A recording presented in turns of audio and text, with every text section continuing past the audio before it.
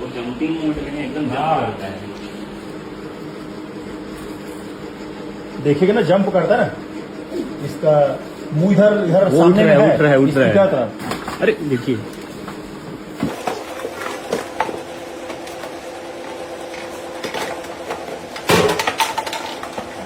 ये बोरी यहाँ बाजू में कौन सा काम है ये? असड़िया धामन रेड सीमेंट जिसको बोलते हैं। टूट जाएगा बेटा, टूट जाएगा। जहरीला होगा ना नहीं, बिल्कुल जहरीला नहीं है।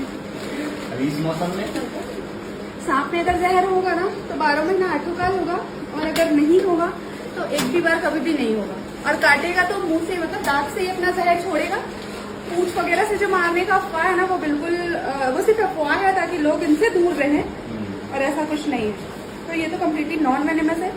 चूहे वगैरह खाने के लिए आ गया होगा तो घबराने की बात नहीं है। अगली बार भी निकले तो सिर्फ ऐसे ही दूर से नजर रखिएगा।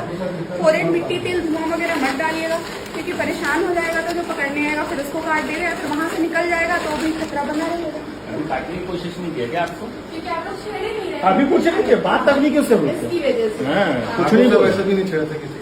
कुछ नहीं बोले इसको, आप पूछ लीजिएगा, एक शब्द नहीं बोलेंगे। अगली बार भी बस ऐसे ही नजर रखिएगा।